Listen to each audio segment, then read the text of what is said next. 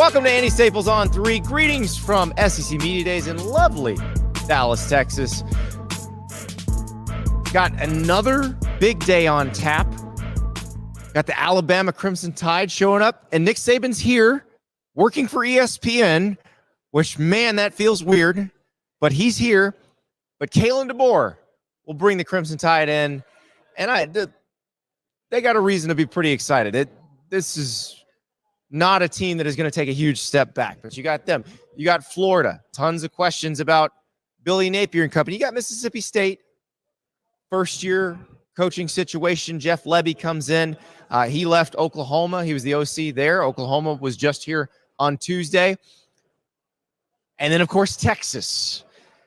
Texas has been chewing up a lot of the scenery here at SEC Media Days without actually being here, so cannot wait to hear from them. But we got to talk about the teams that were here on Tuesday, because maybe the most loaded day in SEC Media Days history in terms of what is expected from the teams, from all four teams that were in attendance. So, yeah, Georgia, Oklahoma, Missouri, and Tennessee. These are all teams with playoff aspirations this year. They all believe they should wind up in the college football playoff this year.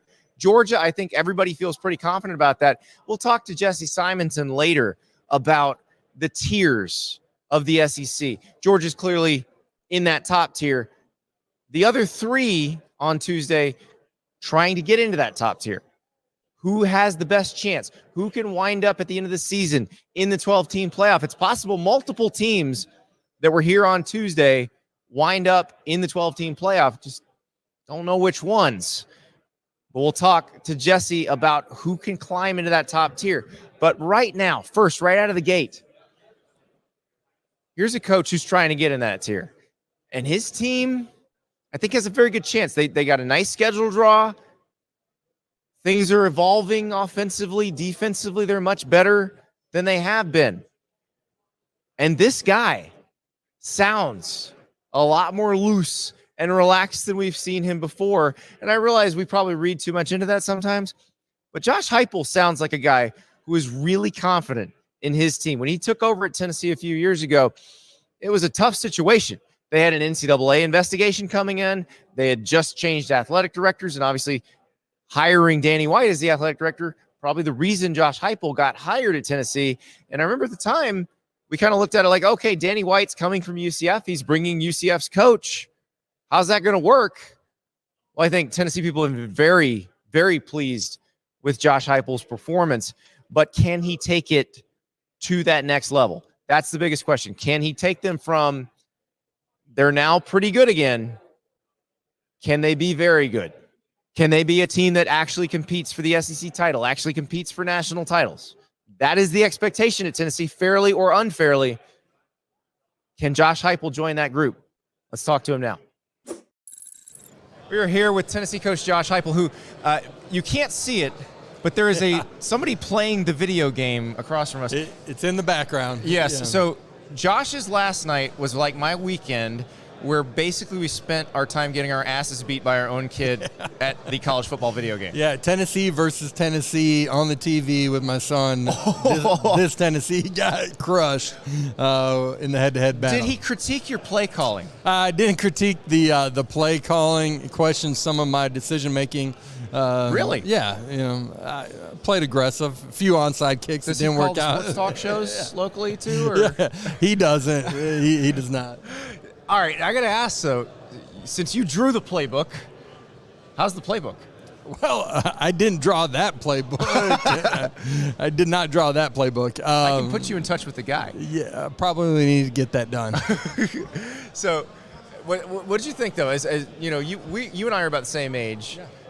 Did you ever think a video game would look like that? No, it's unbelievable how far it's come from the original version that used to play. Yeah, it's cool for college football fans to be able to have that game back. Well, there's so many kids that are like, my favorite player to play with is James Pierce or is Nico. Like that's the crazy part that I never thought about until just this year. Like, and I played as James Pierce the first night I had it, and I was like, oh wow. How'd you do?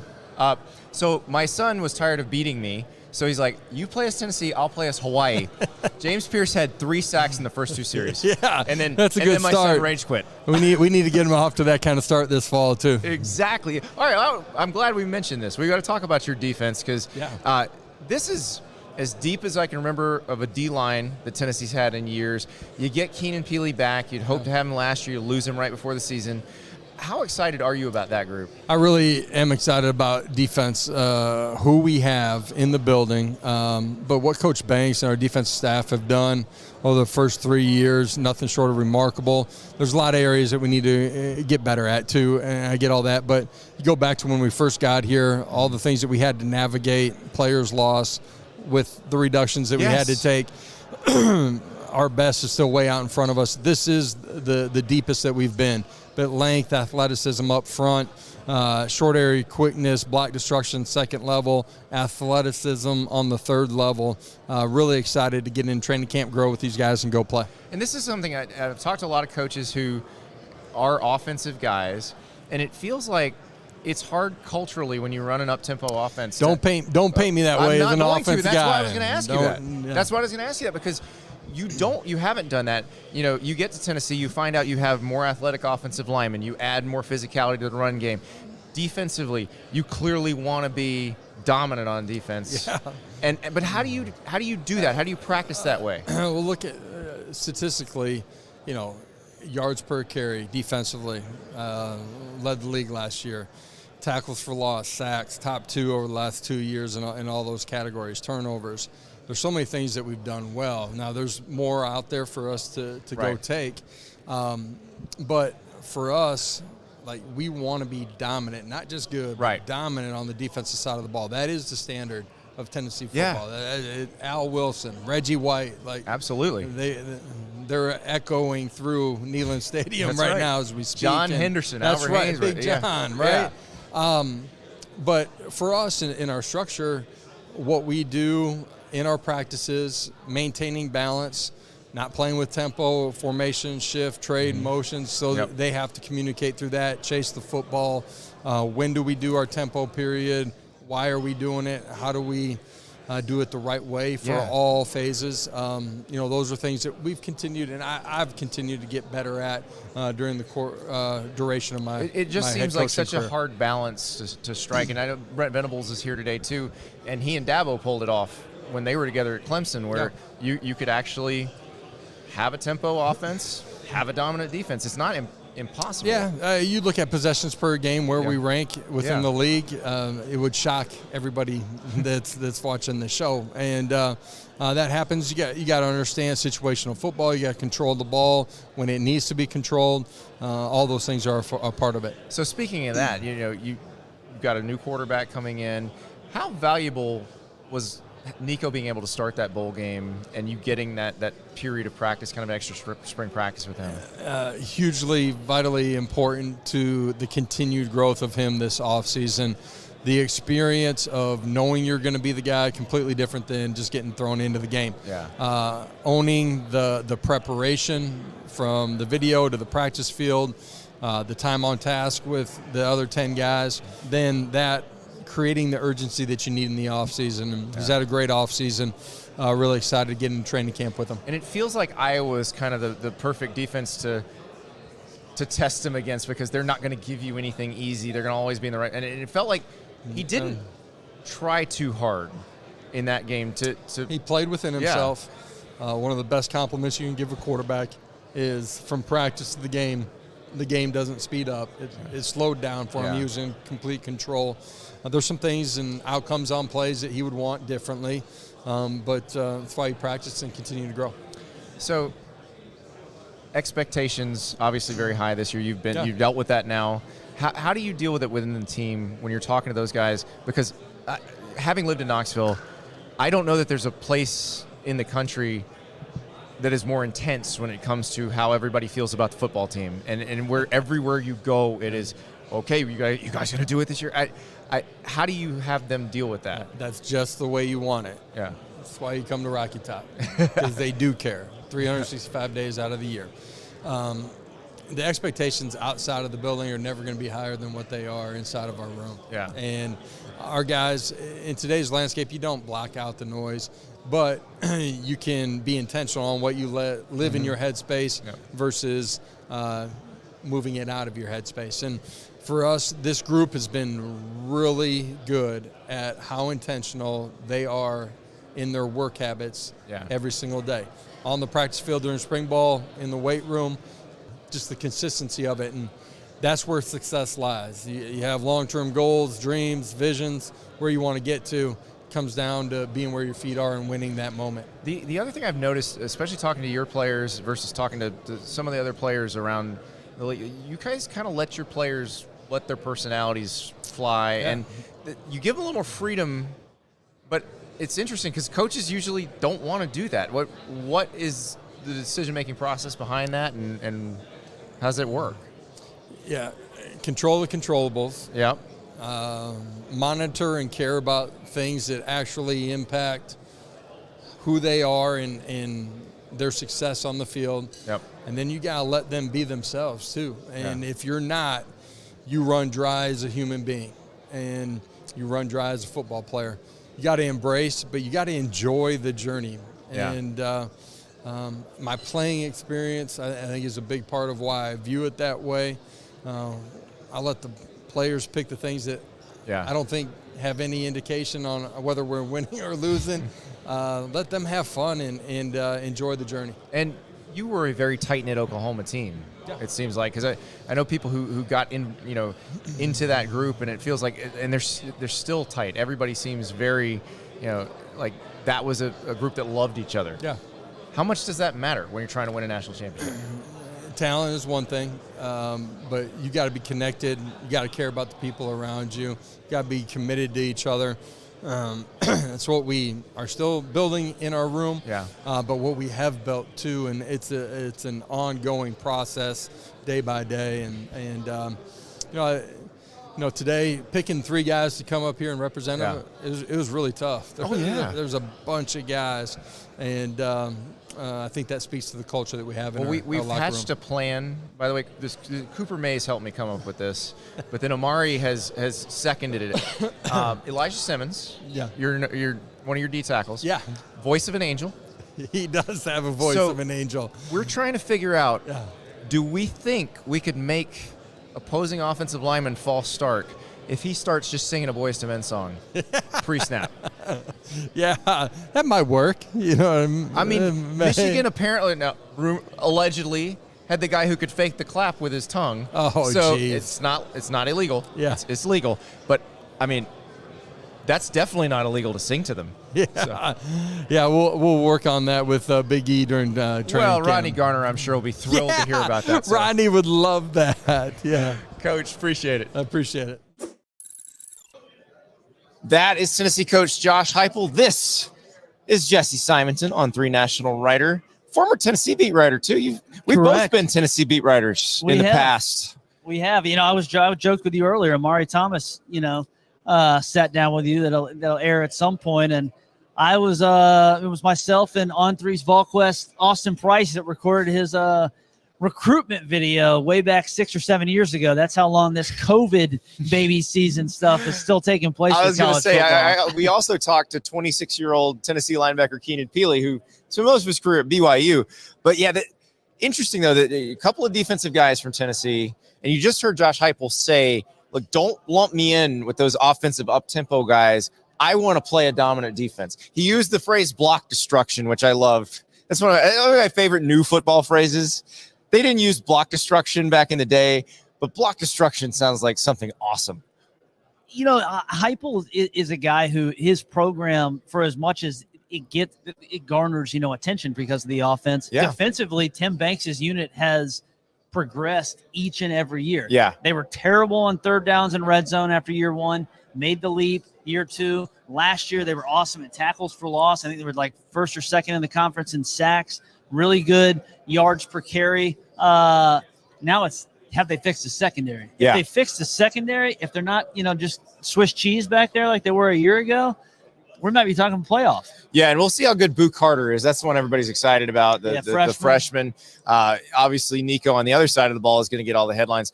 But I think James Pierce, who your NFL DraftNet crowd loves to talk about now.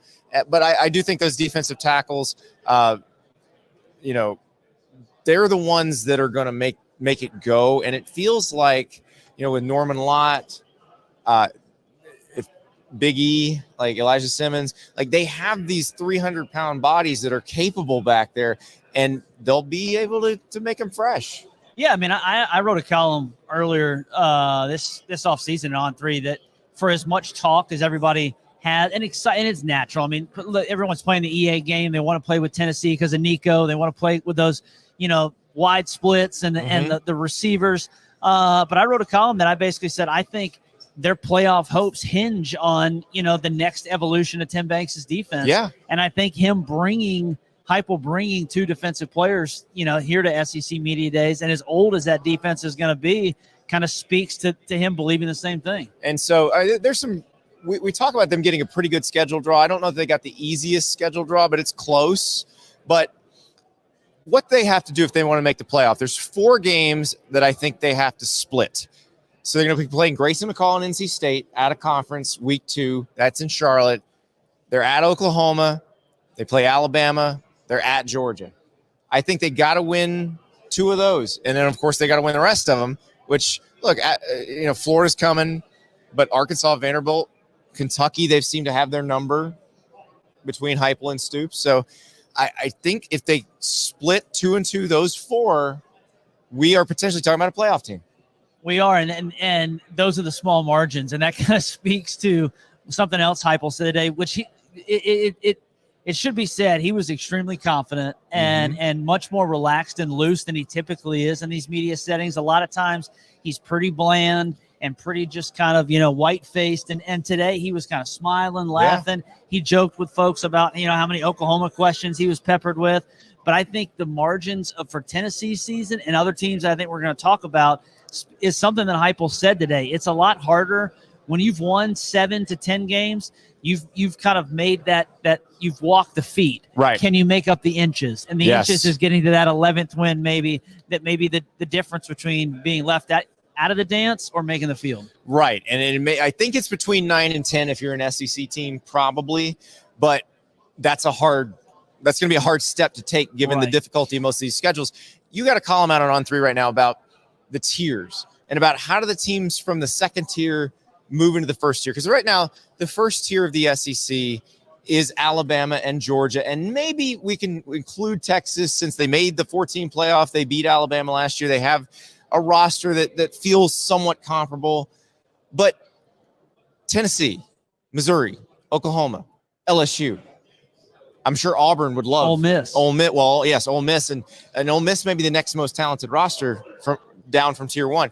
But all of those teams want to get into tier 1. They want to be in that 12-team playoff. How do they get there? And that's the real question. I mean, you know, for as much as the SEC's dominated the college football playoff, only 3 teams have made it. It's just Alabama, Georgia, and LSU. Yeah. Texas A&M's hadn't made it. Auburn hadn't made it. Ole Miss hadn't made it. You know, and all these teams want a spot.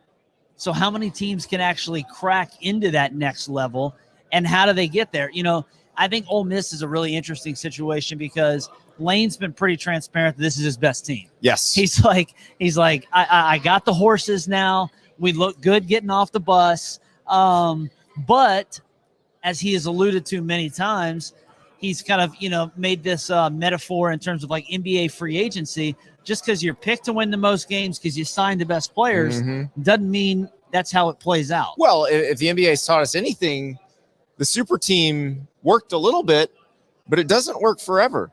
Like eventually you got to have your own homegrown and your chemistry. The last 2 NBA champions, homegrown talent, chemistry, bringing in the right role players. So, you know, the team from this I think I just compared Walter Nolan to Kristaps Porzingis, by the way. The team from this very city beat one of the very original super teams in the Mavericks over LeBron and the Heat. So for Kiffin, it's going to be defensively. What are they doing in the trenches? For Ole Miss, for Missouri, I think it's going to be like, where's their depth? I think a lot of folks like their 1 through 22. Yeah. But if Caden Green goes down at offensive tackle, what happens for them? Well, and also, how does their defense recover from what they lost? For sure.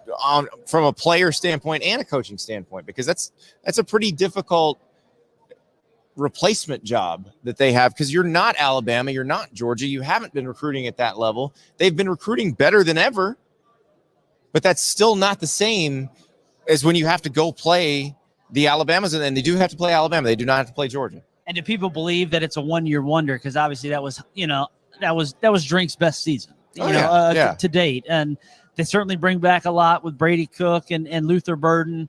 But all these teams you can poke holes with. Oklahoma, I think, and I've written about this already this offseason, I think absolutely if you stripped away Oklahoma's schedule, you'd say, damn, that might be a playoff team.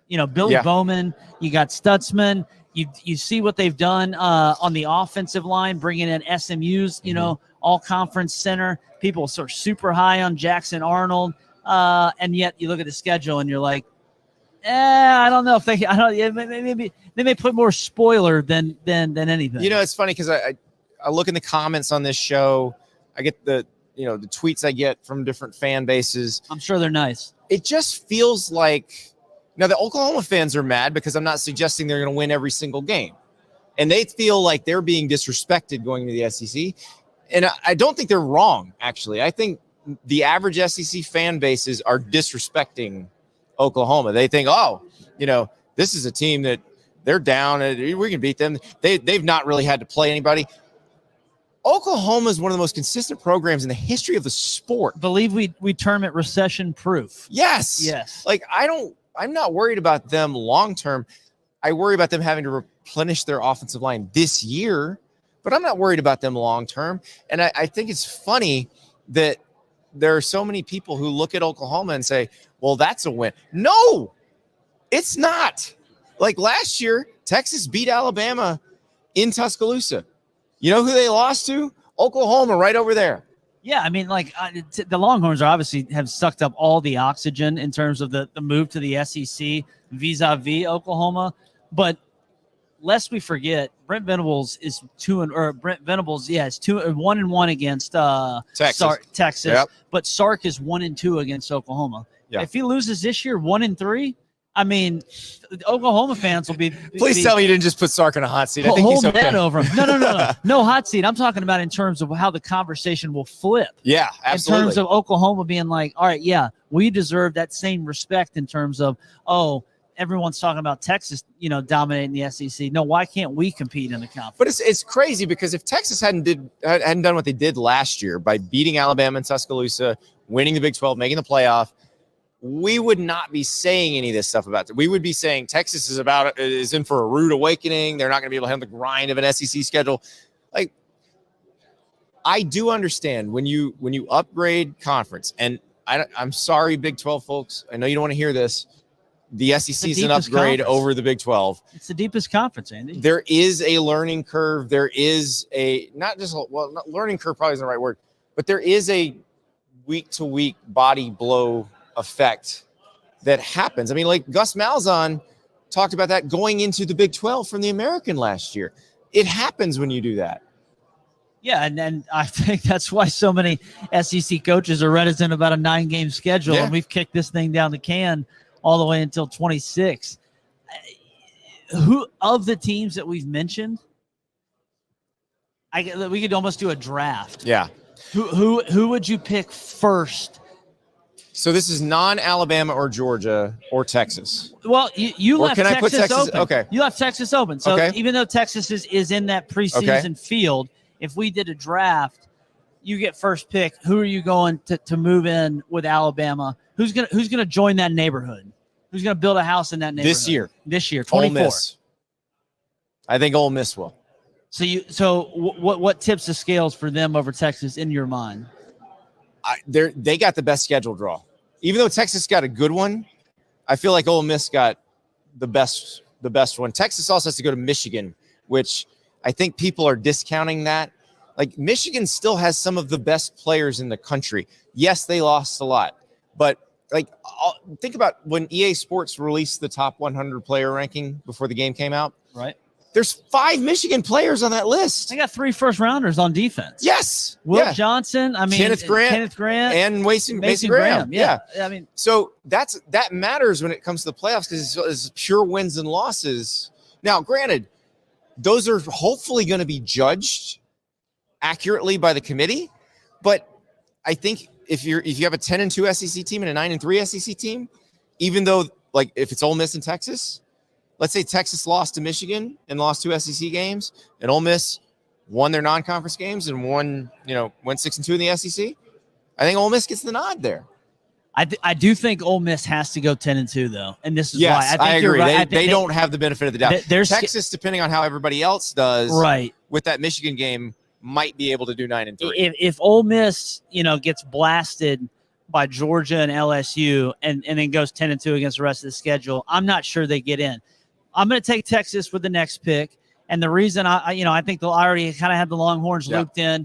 But the one thing I will say, are we sleeping on Quinn Ewers? I'm going to be really interested to see what he says tomorrow or Thursday because I just feel like this is not an Arch Quinn thing. No. I just feel like I just wonder if he's been kind of lost in the shuffle, in terms of the conversation. It's just I just don't feel like he's been in a ton of headlines this offseason, aside from him saying that like Texas is going to be the bullseye of everybody's team. It's interesting because Texas is sucking so much oxygen out of the conversations here, but you're right. We're not talking about individual Texas players. We're talking about Texas, the monolith, right? Texas as an idea, as a construct, rather than this actual team. Quinn Ewers, Kelvin he be Banks, better? Isaiah Bond, Amari Niblack, like that group, right? Jalen Ford. Like we're not talking about that. That's strange. It's strange. Who you got next? I think I got Tennessee next. You took my pick. I do. You took my pick. That did not happen for me today. I did the post-spring top 25. I had Tennessee in the top 10. Like I had them making the playoff in that. I mean, if you did it that way, if the season ended that way, they would make the playoff. So it's not that this is a new sensation for me. I think they were so limited on offense by Joe Milton last year. Nobody's going to say that out loud, but that is the truth. The middle of the field was completely barren for them. They couldn't do anything. The read option game, the RPO game was not something they could mess with. I think they fell down at receiver too. I mean, they did. When Rue McCoy got hurt, they really kind of lacked weapons. Yeah, you lose Tillman, you lose Hyatt. Suddenly, the guys on the perimeter. Squirrel White was okay. But I think the fact they bring in Braswell from Tulane, I think that's going to be a big help. You get Brew back. You get Thornton's is going to be healthy, supposedly. I think all around. Holden Stays, the tight end transfer from Notre Dame, looks interesting too. For sure. And although they don't typically throw the ball in, I wonder if they're going to. Maybe, but I think they're going to run the ball fairly well this year. Because that's the thing. Like, Nico is going to enhance their run game by being capable of making better read option decisions. And I don't mean that to say I think Nico is going to run for 1,000 yards, because I don't. But I think he will pull the ball when he's supposed to, which will make the defense play them honestly, which if you have to play their run game honestly, they can probably beat you in the throw game easier. Yeah, I think that's a great pick. You kind of stole my thunder there. Now, here's where I think some folks I don't know if they would push back. I'm going to go Missouri next. And maybe over LSU or Oklahoma. Yes, and I think that actually speaks more about the other Tiger than it does the Tiger I picked. Interesting. And I say that because this is year 3 for Brian Kelly. Year 1, he exceeds expectations. They get to the SEC championship game. They beat Alabama. Awesome, thrilling win. And then last year was just kind of, I don't know if the air went out of the balloon, but the fact that they wasted, a historic season from Jaden Daniels. Think about this. In 2019, we watched that LSU offense and said, we will never see anything this good again. And it was better. We saw it again in 4 years. But the LSU defense in 2019 was not – it's funny because I think it's sort of lost to history that was a pretty good defense. It wasn't a bunch of dudes in the NFL. It wasn't a dominant defense, but it was a very good defense. Last year's LSU defense was awful. Yeah, and so let's say that they go from objectively terrible to just bad. Right. How much do they lose offensive, how much of the step back, because I like Nussmeier, I like the weapon, I like Lacey, Oh, I I'm like not worried some about of the their guys, offense one bit.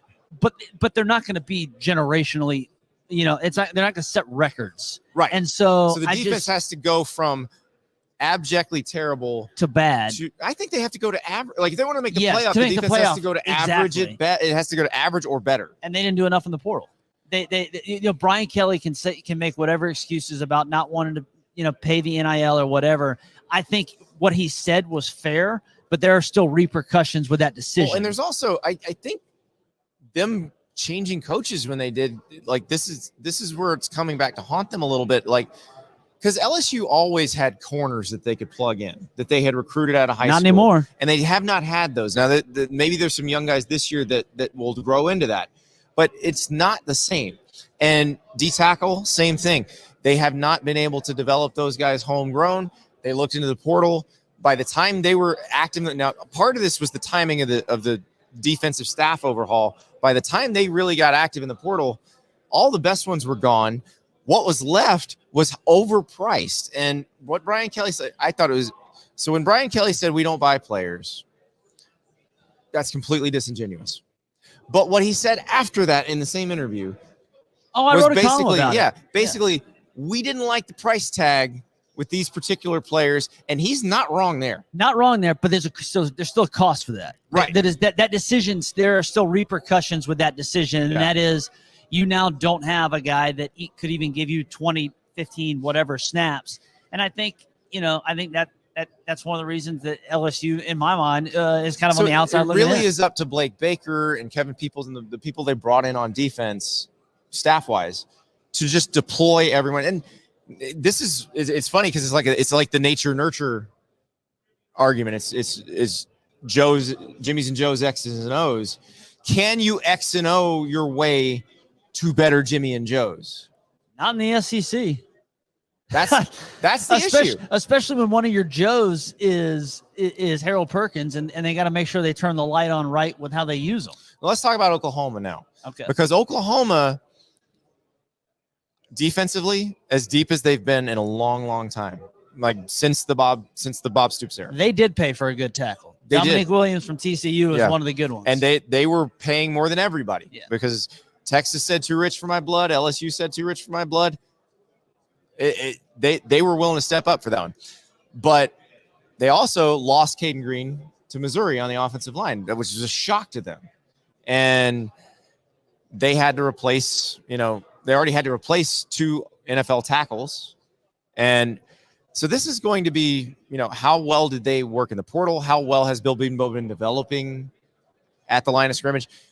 And that's an offensive line coach I trust completely to get the job done. So I think Oklahoma can be good. That schedule is brutal. You talk about just landmines. They're everywhere.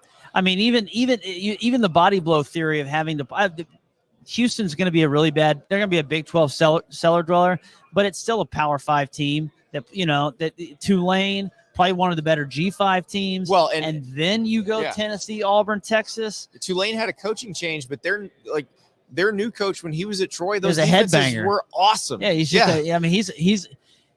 a grade A football coach. That's just.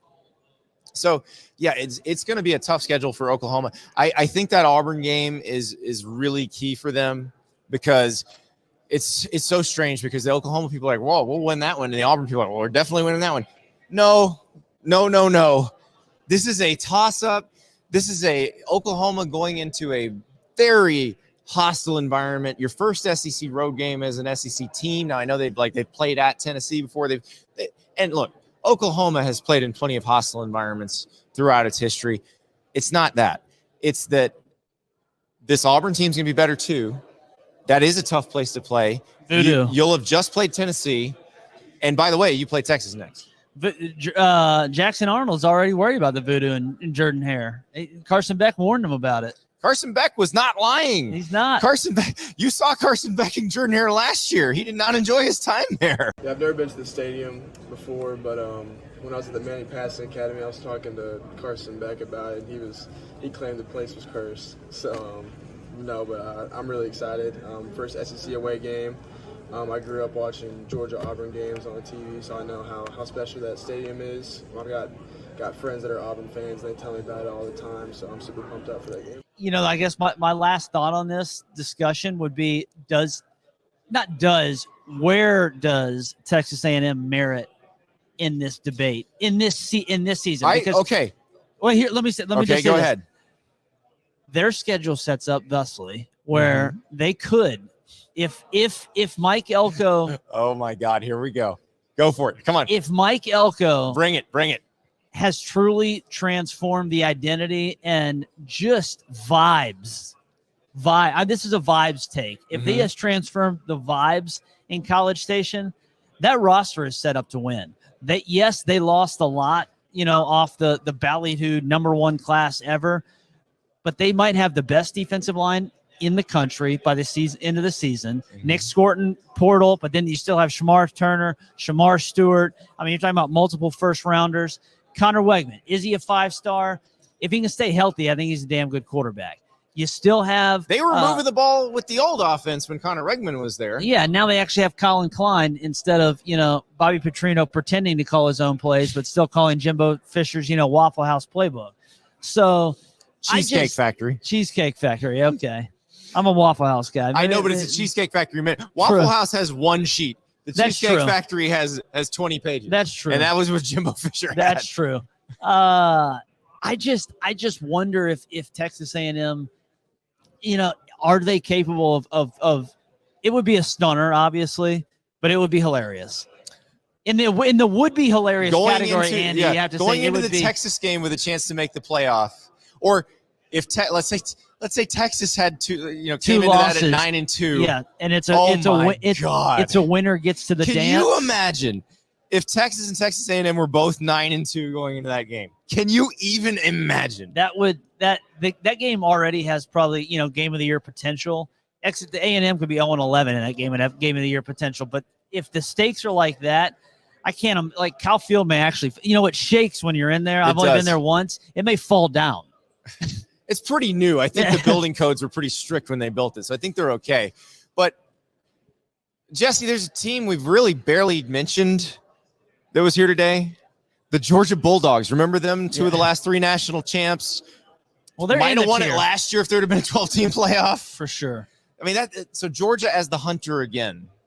How does that strike you? I think again, a team we haven't talked a lot about Quinn. You were talking about individual players and stuff with Texas.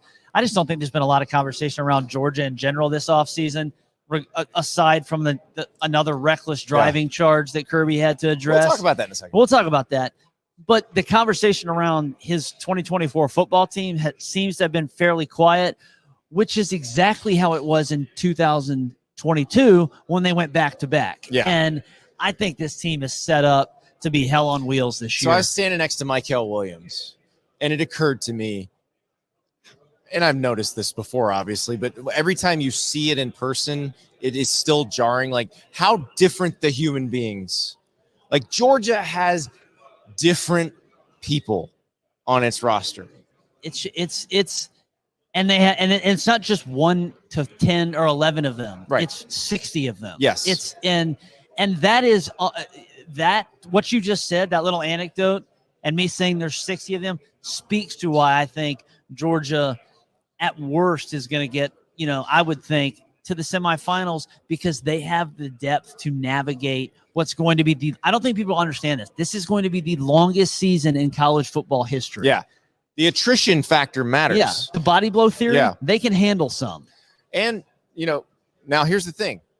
Can Georgia win the SEC? Like, Georgia's got one of the toughest schedules in the SEC. Their 3 hardest games are on the road. They may potentially be playing 3 other playoff teams on the road. They play at Alabama, at Texas, at Ole Miss. Oh, by the way, they open with Clemson in Atlanta. And you still got Auburn and Tennessee. And so that's why they're one of these teams. If they did slip up and had a big injury and went 9-3, with that schedule, they're getting in. And with Georgia's reputation, they're getting in. And then it's like, you're having to play them as an 8 seed. Good luck, because they can go in and play anytime, anywhere. So I think their offensive line is going to be really good. The fact that Xavier Truss, is a swing guy who may or may not even start, and yet he's a 6-year guy. Defensively, the fact that they were able to tell, the linebacker to head up to Kentucky. Yeah, Javon Dumas-Johnson, who was an all-conference guy, because they love all the guys. They have Jalen Walker and some of the – I mean, it's just Kirby's built – he's built a locomotive, and that, who's that, train coming down the tracks? I think we're going to be hearing it, Mean Machine in the red and black. I think that they're going to be saying that a lot this year. I joked the other day about Kirby might have the stroke to create mass transit in Athens. Because he can get things done politically. But he did get asked about all the driving stuff, which, you and I have been beat writers before covering SEC teams. And we all had to do the police checks and the courthouse checks. And you see a lot of speeding tickets. But with Georgia, you had the accident that killed Devin Willock and Chandler LaCroix. You've had multiple incidences of guys getting pulled over for racing. Like, speeding and racing are two different things. And the racing is the dangerous one. That's the one. Obviously, speeding, we all do it. We shouldn't. But racing, we don't all do. And that's what can kill you. He got asked about that because it just, it keeps happening. Here's what he said. The AJC report said that there were 24 driving-related arrests and incidents surrounding Georgia football since that January 2023 tragedy. Why does this keep happening, and what are you specifically doing to address it? Yeah, I think the number one thing is disappointed. Anytime you have a situation like that, you want your kids, your players, to make better decisions. And I always say you can't be outcome related, and I'm very disappointed in the outcomes, but I am very pleased with our process we've put in terms of education, driver safety, requiring defensive driving, education, talking about it, having leaders stand up and talk about it, bringing speakers in and talk about it, suspending players, dismissing players, which we've done. I don't know to this point any coach in college football that suspended a player for a driving citation. We have. And we've also dismissed players based on driving citations. Nobody's done that. So hopefully they get the idea and the information, but we have a really good locker room, and I feel really good about that. I love the players we have. I love the locker room we have. We have good kids. We got 45 kids yesterday battling breast cancer golf tournament to raise money. So we got kids that go to Camp Sunshine, the entire team. We do a lot of good things, but not representative of what we want when they make mistakes like that. So I'm sure it's frustrating for Kirby Smart. You keep saying don't do it. They keep doing it. He has suspended players. He has dismissed players. But he did bring up something interesting, not on the stage, but in his scrum with the local media. So their collective has begun to fine players for stuff like this. I do wonder, because we've never seen this before in college football, could that actually be a better deterrent than running gassers or whatever the other potential penalties are? It's certainly an interesting potential solution when you take money out of my pocket, suddenly I'm listening more carefully. Well, especially when you can draw a direct line that it's the NIL funds and contracts that are affording these souped-up Dodge Chargers and Porsches and cars that are in the police reports that they're getting pulled over for. Yeah, and so I wonder if this will work. And look, we've seen some of the NIL contracts, and we had not necessarily all the Georgia ones, but we've seen these NIL contracts. They're very similar to if you've ever had an employment contract. There's a clause in there, don't embarrass us. And there's a clause in these NIL contracts, don't embarrass us. And they can withhold. I don't know if they're actually saying you write me a check for $500 or withholding. It doesn't matter. It's money you were going to get that you don't have. Exactly. And again, is it better than Kirby has said, and folks have talked about it behind the scenes, that he had people speak to the team this week, and folks are still getting pulled over. So maybe the biggest solution is, hey, start finding them. I think the focus is laser on this because of what happened, because you had a tragedy. Absolutely. You and I, we've covered Florida, both of us as beat writers in the past. I covered Florida during the Urban Meyer years. It's a lot of police When reports. I was checking the courthouse, I saw a lot of speeding tickets, but those didn't really rise to the level of some of the other stuff. So I didn't really, you knew they were there. It just wasn't, it was like, okay, it's a speeding ticket. I got speeding tickets in college. But I think because of what happened after the 22 season, it becomes magnified. It's a heightened deal. Yeah, I just stop. Don't race. Like it's that simple. Don't race. People are going to speed. I get it. College students are going to speed.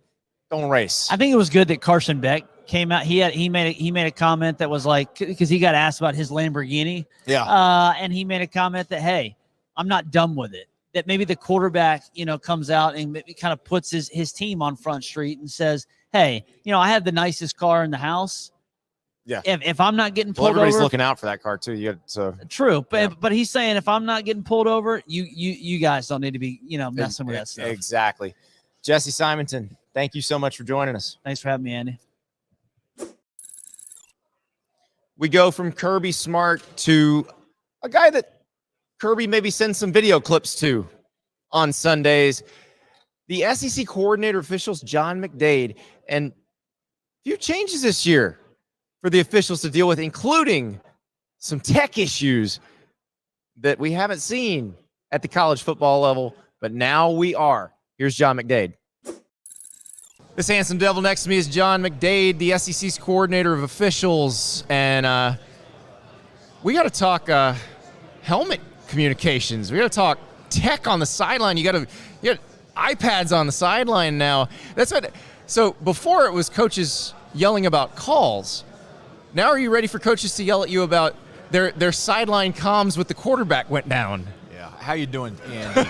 I'm a degreed computer science major, so I could bring my technical background from decades ago. Oh, yeah. I haven't practiced any computer engineering, and I think you used to work for the competition of one of your new conference partner. That's correct. I used to work for Microsoft, but the introduction of technology, two big pieces of technology on the sideline is the big story this year when we were talking about college football playing rule changes. The first is the helmet communication you're talking about. The same rate in the SEC, it's the same radio system that they're using on Sundays in the National Football League, and it gives a coach the ability to talk to one player, whether they're on offense or defense. I believe that it gives other coaches the ability to listen in to what's being called. But that's one of the two big pieces of technology that are now permissive in the college football game. So your officials now need to be watching, because there can only be, are they going to do the green dot like the NFL does, where they have to be watching to make sure there's only one green dot helmet out there? That's correct. Okay. There's a unique green sticker that will be on the back of the helmet of any player that has a radio. My understanding is our teams in the Southeastern Conference are going to have, I think, somewhere on the order of 4 radios for offensive players, 4 radios for defensive players. Obviously, one of them can be on the field at a time. And let's say you've got some fairly versatile defensive players that have radios, and you want to use them on special teams at the same time on the field. They're going to have a second helmet without a radio in it if one of their teammates also has a radio and they're out on punt return or whatever the case may be. John, you just made it. Every Florida fan have a heart attack because they watched the Utah game last year with the jerseys. Now they got to worry about what the helmets do. That is correct. That is correct. Jeez. Yeah, I mean, and it's interesting because this is the biggest change this year. A lot of times you guys are dealing with changes in the mechanics of the way you call something, or last year it was clock rules. This feels completely different. Yeah, it absolutely is. And from a true officiating standpoint, it's a set of the playing rules, a small set of the playing rules that actually falls under what we call game management purview. Meaning, just like for years we've had headphones on the sidelines, and the NCAA football playing rules are very specific on how many you can have, who can have them, so on and so forth. But that has always been a game management issue. We never have the teams on the sidelines saying, hey, they're using too many headphones over there. Whatever go do something about it, yeah. The referee of that particular game, should it hear that from a sideline, would just go over to the game manager and said, look, they filed this complaint. Can you look into it? The only exception with the headphones has been if one side goes down, we have conference rules that says let's bring some equity, bring the other sideline down until we resolve the issue. The radio system for coach-to-player communications, the same thing, right? The only thing we're really officiating on the field is, do we just have one radio on the field at a time? Gotcha. Other than that, it's a game management issue. And so the other big change that everybody's going to notice, and you corrected me on this because I called it the 2-minute warning because that's what I'm used to on Sundays, the 2-minute timeout. The 2-minute timeout. And the mechanics of it are essentially exactly what you find in the game on Sundays. If we have a running clock during a dead ball period and it hits 2 minutes left in the second quarter or the fourth quarter, we're going to go ahead and stop it. If we hit 2 minutes while we're in a live ball play, whenever that play ends, we're going to stop it, just like you see on Sundays. And the idea here is that the television partners are going to hold back one of their media timeouts in the second and fourth quarters to use during that 2 minutes. There's definitely going to be commercials during that one. You won't be seeing commercials, but everybody meeting. Let me preempt right here. Yeah. We are not adding an extra media timeout to each half. Let me repeat that. We are not adding a media timeout. In fact, with the man has been briefed on the talking points. The television partners that we have with the Southeastern Conference, the number of media timeouts that we have in each one of the quarters, their duration or whatnot, they've already been in contracts that have been defined for years before we had this playing rule change. So is this a response to the clock rules last year where, it did move a little faster, plays were taken out, this adds a stoppage? The creation of the 2 minute timeout, I can't think of any way where it's going to address game time or the number of plays per game. In fact, it's really not going to do anything in game time. You say, well, we're creating another stoppage of the game. No, we're not. We have a television partner that's holding back a media timeout such that sometime before the 2 minute timeout, let's say we have an injury, we have a change of possession after a punt, they're going to elect to not go to it's replacing a 30-second timeout or something like that. Exactly. Why did we create it? I don't pretend to 100% know. I wasn't in the room in Indianapolis when this was discussed, but my understanding is that it's twofold. The television partners wanted it for the ability to know when they can use that last timeout and not running into risk where they don't get a chance to use that last media timeout. Right. The second is we do have timing rule changes that take effect at the end of the half, and one of them we instituted last year. We are now stopping for a first down inbounds only under 2 minutes. That's what we did last year. Right. We keep it running in all other aspects. And it didn't happen in the Southeastern Conference. I guess there was a handful of times it happened across the nation in the football bowl subdivision where a first down was achieved in bounds really close to the 2 minutes up there, and the sidelines didn't know, is it going to stop or is it not going to stop? So this gives you a bright line of this is when you stop the clock with a first down. An extremely bright line, absolutely. Yeah, I hadn't even thought about it that way, but yes, that you have that nice line of demarcation. Is this before or after the 2 minute? So you know. That's correct.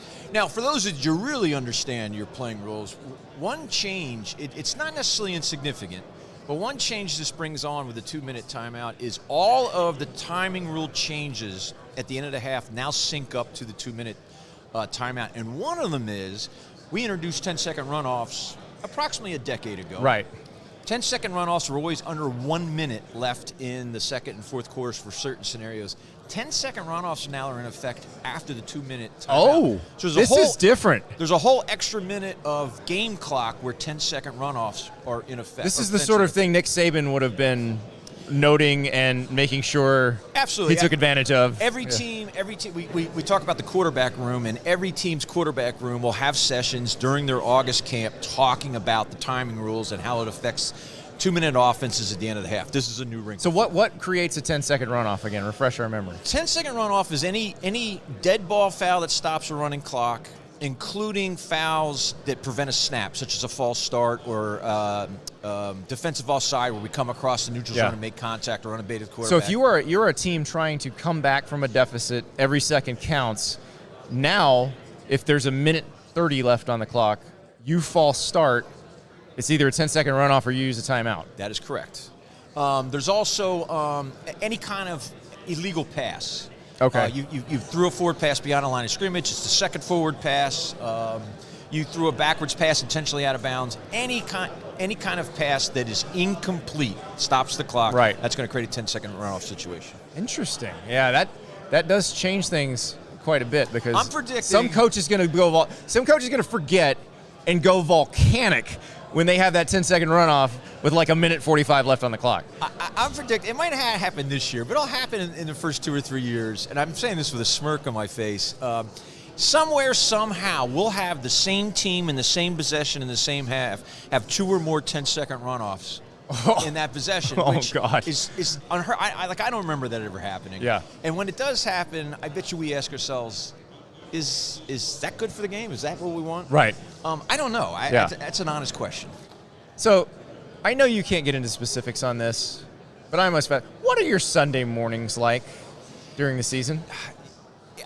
I go home and I'm up for a while. I'm up for a while for a couple of reasons. I got some paperwork that I have to do that I'm waiting to come back from the cruise. So any crew that's on the game at the end of the day, they're going to go back to the hotel, have their post-game meeting, generate this paperwork, and I'm waiting for it to come in. What am I doing? I used to be watching Pac-12 After Dark. Right. Now it's going to be Big Ten After Dark. It's going to be somebody playing After Dark, Yeah. right? So I'm home, I'm doing that paperwork, and just like when I was on the field as an official, when I step out of our video center for 13, 14 consecutive hours, there's a certain amount of adrenaline going through my body. I'm not going to fall asleep at any point in time. So I'm thinking about the day, thinking about our highlights, thinking about our lowlights. And why do I bring all this up? I've digested the day such that when I wake up on Sunday, unless someone wants to proactively contact me, right, I'm taking off till like 1 or 2 o'clock in the afternoon. I'm probably working around the house. I'm doing things to take my mind off of what's about to start at about 3 or 4 in the afternoon. When I go into the office, I start crunching through plays that I took notes on the previous day. I'll start hearing from teams about the plays they want my comment on that I'll get back to them. So in the past 4 years I've been in this position, we've had 14 teams in the conference. I don't even average 1 phone call on a Sunday a week. Really? Right. It's pretty close to 1 call a week. But yeah, there'll be weeks where I don't get a call. And there's not many weeks where I get 2. Mm-hmm. Now, some coaches like to hear my responses back from the plays that they send in, and then maybe that will beget a dialogue. A dialogue. Yeah. But it's not. It's not as pounding on me with a hammer as much as you could think. Now, well, they do have to keep the relationship solid. I have very good relationships with all our head coaches, even in those moments where there is a lot of emotion, there's a lot of disappointment. And if a coach is disappointed in something that truly was done wrong, you can rest assured I'm disappointed, right? At the same time, the relationships they're very fair to me. They're at least professional, but they're many times beyond that. So I got to go in and turn the crank. I have to process what are highlights and lowlights. And by the way, one of the things I'm doing Sunday evenings is I'm getting ready for a 10 a.m. Central Time meeting with Commissioner Sankey every Monday to go over our highlights and our lowlights. That's one of the things that we do every week. The highlights, and so I got to do the deal a few years ago where a bunch of us media folks officiated the Georgia spring game. Yes. And I got torn up in that post-game meeting, and deservedly so. I missed an intentional grounding call that I should have made, and I made a pass interference call that I shouldn't have made. So I deserved it, but I'm curious, because you guys watch film very much like the football players watch film. How often are you pointing out, hey, you did great on this to your officials? Because they never hear that from the coaches. So how often do you guys tell them that? So we definitely do it. Yeah. I'm here to tell you that's not one of my strengths. Right? If you talk to someone in corporate America that's in training and development for corporate functions, they'll tell you that good training will give an attaboy or attagirl 4 times more than being critical of their performance, right? And I miss that ratio. Okay. Right? My ratio is probably, if I'm being kind, 1-to-1, maybe 1.5-to-1. But we certainly do it. And I put a training video together every week that the crews will watch in their pre-games, the successive week that uses plays from that previous week. And there's plenty of times where I put on, let's look at the good job of officiating we did here. Particularly the examples where it takes 2 or more officials to do a good job, to make the correct call. And I want to, reinforce teamwork, communication. Exactly. This is what we're looking for. Great job. Well, I will tell you, in my limited experience of that, it is the hardest job in America, and I don't know why anybody does it, but God bless you guys for doing it. I stopped years ago trying to explain why we do it. And in fact, I started getting that question anew when I took this position. The athletic director is asking, John, why do you want to be the coordinator of football officials? I'll just tell you this, and I wish everyone out there could see my face. It's extremely rewarding. Oh, we can see your face. You're on camera. John McDaid, thank you so much. Very good. Now, bad job by me. One thing I forgot to ask John McDaid about when we recorded that interview is horns down. Remember? The horns down, such a controversy in the Big 12. Now, we talked to Joe Cook from Inside Texas about it the other day. He explained the average Texas fan does not think horns down is the most horrible thing in the world. Mac Brown complained about it after one of his players was flagged at Texas Tech for doing the guns down, the holstering of the guns. Rodney Terry, the Texas basketball coach, didn't like horns down last year. That made them look sensitive. So John McDaid got asked about horns down. Is it something that the SEC will flag if a player were to put the horns down? Well, here's what he said. Hey, John, this may not be of wide interest to a lot of people around the SEC country right now, but Texas coming into the league, a lot of Sooners wondering about horns down. Is there a stance on what your officials will call moving forward on that? Yeah, if it's going to be an issue, the signal, it's going to be under the playing rules for unsportsmanlike conduct. And we've talked a lot about that in our officiating group since I've taken over in the 2020 season. And to be unsportsmanlike conduct, I'm asking my officials to use a framework of judgment where the act to be a foul needs to be in one of three buckets. It needs to be taunting an opponent, it needs to be a travesty of the game, or it needs to otherwise compromise our ability to manage the game. What's a travesty of the game, right? It's just a phrase. I ask my officials, the act itself needs to be offending to the senses. If you took that act out of a football stadium and did it in a shopping mall or a grocery store, would it offend the senses to a majority of the reasonable people in the area, right? That signal would not, right? You might have some people that share that signal with you if you did that at a grocery store or in a shopping mall, depending where you are. So it's very much we're going to evaluate it in context. I could see a scenario. I want to be very cautious about using hypotheticals, right? But I could see a scenario where an opponent of Texas makes a big play in celebrating with his teammates, possibly going back to the sideline. They're giving the signal. It's not taunting. It's not making a travesty of the game. It's not affecting our ability to manage the game. So there you have it. Horns down is going to be okay. And I kind of figured that's how things would go. Texas is probably not going to get a lot of sympathetic ears from the LSUs, definitely not from the Texas A&Ms, from the Alabamas of the world. You got to take your lumps, rookie. So horns down, allowed. And one guy I know will be happy to hear that, Oklahoma safety Billy Bowman. We talked about how deep that Oklahoma defense is.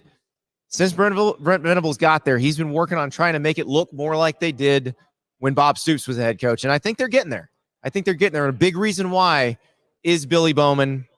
This is a man who likes his pick sixes. He's hoping to have a few more in some new stadiums this year. Here's Billy Bowman.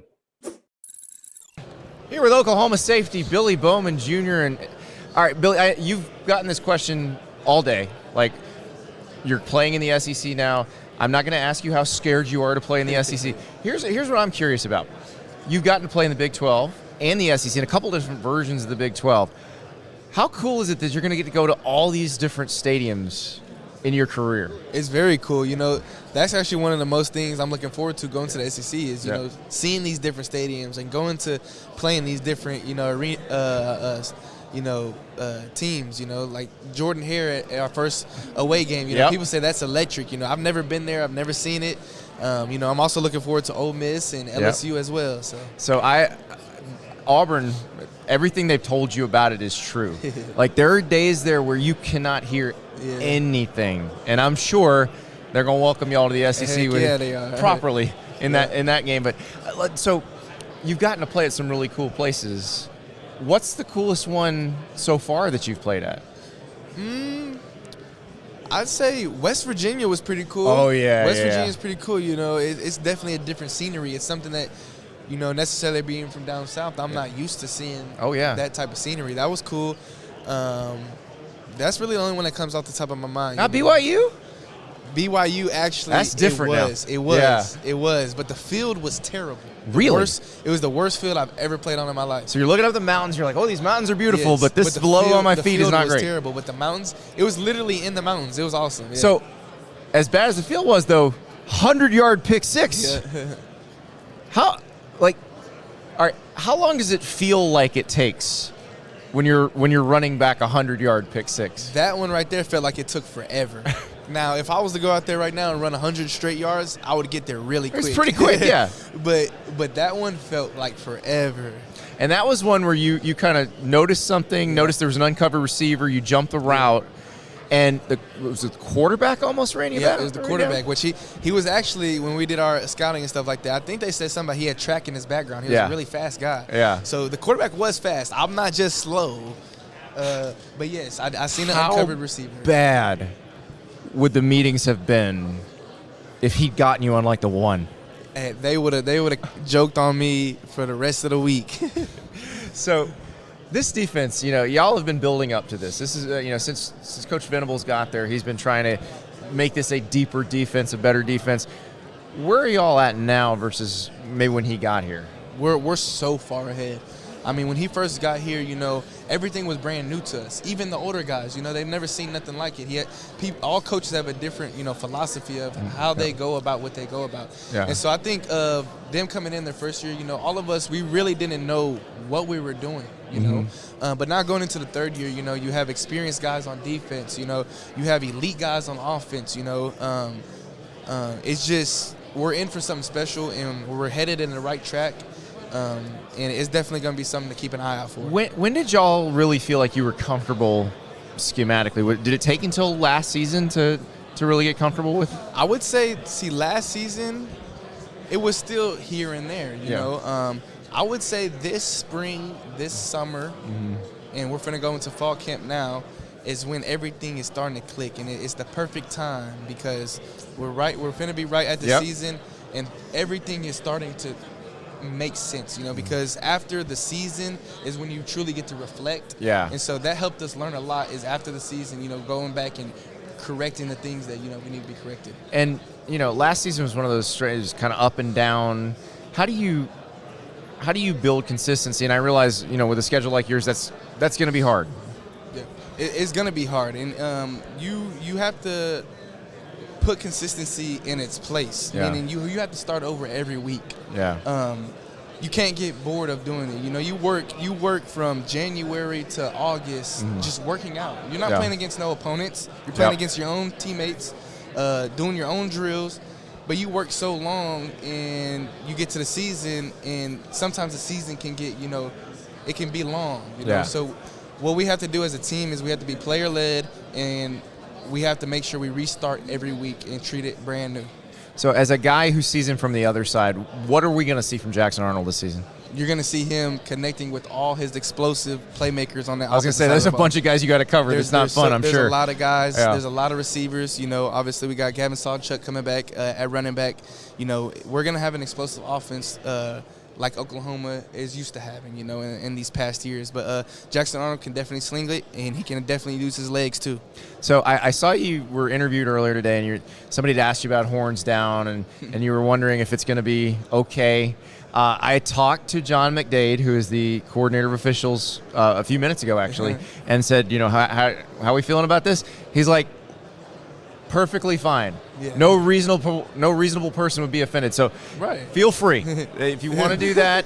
I mean, I'm the Texas people. I'm sure are not going to like that if I do that tomorrow. But is that part of the the Oklahoma culture though? Like to be able to throw that. It is to be able to throw that. That's a part of the Oklahoma culture. It's fun. But then again, at the end of the day, it's a hand signal. Like you're going to give somebody a penalty for putting a hand sign up. Like I could do the peace sign.